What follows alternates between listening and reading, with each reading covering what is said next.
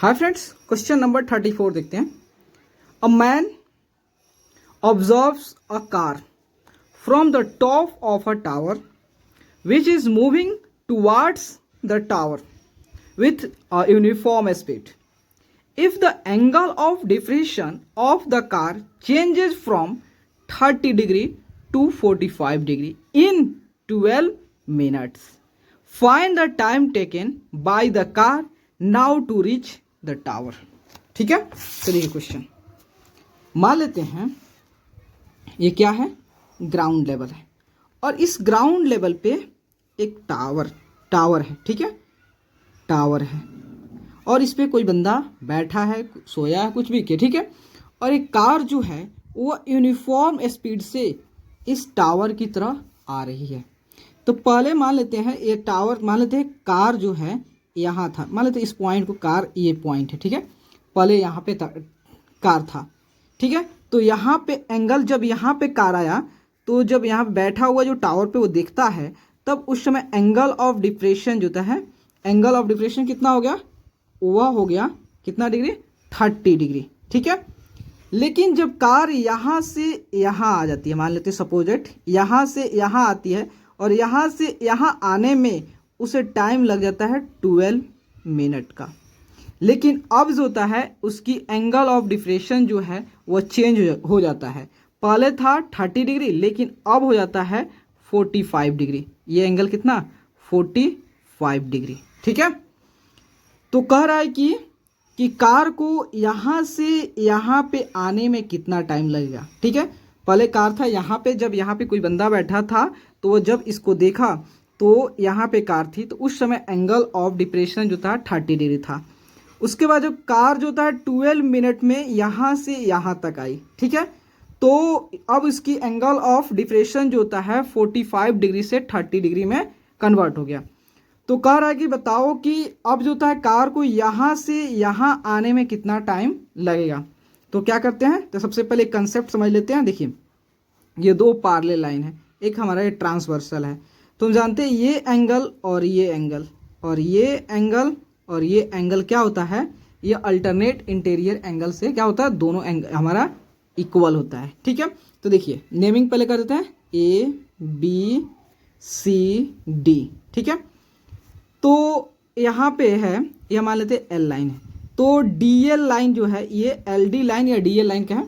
तो L D line और ए सी line, ठीक है, दो लाइन है और ये ए डी जो है क्या है, ट्रांसवर्सल है। तो देखो ट्रांसवर्सल है तो डैट मीन्स ये एंगल 30, तो हमारा ये भी एंगल क्या होगा, 30 होगा। अब देखते हैं, देखो एल डी लाइन और यहाँ बी सी लाइन, तो डैट मीन्स ये एंगल 45, तो ये भी एंगल कितना होगा, 45, किससे, अल्टरनेट इंटीरियर एंगल से। ठीक है, तो अब हम चलते हैं ट्रायंगल में। In triangle A D C में, ए डी सी ट्रायंगल में तो 10 30 निकालते हैं। ठीक है, तो 10 30 इक्वल टू क्या होता है, P बाई बी। तो P कितना हो गया, तो P हमारा 10 30 मतलब P हो गया इस एंगल के सामने वाला side, that means C D या डी सी। तो डी सी बाई उसके बाद बेस कौन सा हो गया, ये ए सी बेस हो गया। तो इसकी हाइट को मान लेते हैं h, that means D C equal to H हो गया। ठीक है, तो 10 30 का वैल्यू कितना होता है, 1/√3। तो डी सी है एच ए सी। ठीक है, ए सी। अब क्रॉस मल्टीप्लाई करते हैं, क्रॉस मल्टीप्लाई करेंगे तो ए सी इक्वल टू कितना हो जाएगा, h√3। ठीक है, ए सी आ गया। अब आते हैं ट्रायंगल जो होता है इसको ब्रैकेट में। ठीक है, उसके बाद आते हैं ट्रायंगल बी सी डी में, ठीक है। तो इन ट्रायंगल बी सी डी में तो यहाँ 10 45 इक्वल टू क्या होता है, P बाई बी। 10 45 इसलिए दे रहा हूँ, 10 theta equal to P by B होता है, हम 10 थीटा के वैल्यू पुट कर दे रहे हैं। ठीक है, तो P इक्वल टू क्या हो गया, तो P मतलब इस एंगल के सामने वाला साइड कौन सा है, यही सी डी है या डी सी है, तो डी सी हो गया। तो डी सी बाई बेस कौन सा हो गया, बेस इसका बी सी हो गया, बी सी। 10 45 इक्वल टू 1, तो डी सी इक्वल टू कितना है, h है और बी सी तो B C equal to cross multiply करेंगे तो B C equal to H आ गया, ठीक है। तो यहाँ देखिए, तो हम क्या करते हैं, ए बी साइड निकालते हैं, ए बी साइड निकालते हैं, ठीक है। तो ए बी के लिए क्या करेंगे, अगर ए सी में से हम इस बी डी को, टोटल ए सी में से इस बी डी को हटा देंगे तो क्या केवल मेरा ए बी बचेगा, ऑफ कोर्स। तो हम क्या करेंगे, ए सी में से इस बी सी को सब्ट्रैक्ट करेंगे, ठीक है। तो देखो ए बी के लिए क्या करेंगे, ए बी के लिए जो होता है ए सी में से बी सी को सब्ट्रैक्ट करेंगे। ए सी कितना हो गया, एच रूट 3 हो गया, बी सी कितना हो गया, एच हो गया, ठीक है। तो यह आ गया हमारा कितना, इसमें से एच कॉमन कर लेते हैं, √3 माइनस 1 आ गया, ठीक है। तो यह हमारा ए बी हो गया, ठीक है, ए बी आ गया, ठीक है। अब देखिए यहाँ पे हम रेशियो वाला कंसेप्ट लगाते हैं, ठीक है। क्या है रेशियो वाला कंसेप्ट, आपको बता रहा हूँ, ठीक है। तो देखिए मान लेते हैं जो कार है, उस कार को यहाँ से इस पॉइंट ए पॉइंट से बी पॉइंट आने में कितना लगे टाइम, 12 मिनट्स, और बी पॉइंट से सी पॉइंट आने में मान लेते हैं टी टाइम लगता है, ठीक है। तो देखो इस टाइम का रेशियो और इस दोनों टाइम का रेशियो ले लेते हैं और इस दोनों डिस्टेंस का रेशियो इक्वल कर देंगे तो क्या हमारा टी का वैल्यू निकल जाएगा। तो वही कंसेप्ट लगाते हैं। देखो ए से बी का डिस्टेंस कितना है जो दिया है, बी से सी का डिस्टेंस कितना है, वह उस दोनों का ए बी डिस्टेंस का रेशियो और ए बी डिस्टेंस और बी सी डिस्टेंस का रेशियो ले लेते हैं। उसके बाद ए बी में जो टाइम लग रहा है और बी सी में जो टाइम लग रहा है इसका रेशियो दोनों को इक्वल कर देते हैं, ठीक है। तो उसके हेल्प से हमारा टी का वैल्यू निकल जाएगा और जो कि हमको टी का वैल्यू ही फाइंड आउट करना है, ठीक है। तो ए बी, देखो A B by B C equal to जो होता है, अब टाइम मान लेते हैं ए बी, यहाँ पे टाइम लगा कितना, टी 12 मिनट्स, ठीक है। ए बी में टाइम 12 मिनट्स और बी से सी जाने में टाइम मान लेते हैं टी लगा होगा, ठीक है।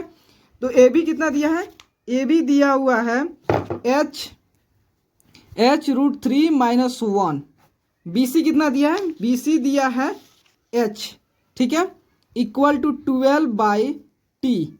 देखो एच से एच कैंसिल हो गया, एच से एच कैंसिल, तो कितना हो गया, √3 minus 1 into T equal to 12, ठीक है। तो यहाँ पे t equal to 12 by √3 minus 1, ठीक है। तो t इक्वल टू, इसको रेशनलाइज करते 12 into √3 plus 1 by √3 minus 1 into √3 plus 1, ठीक है।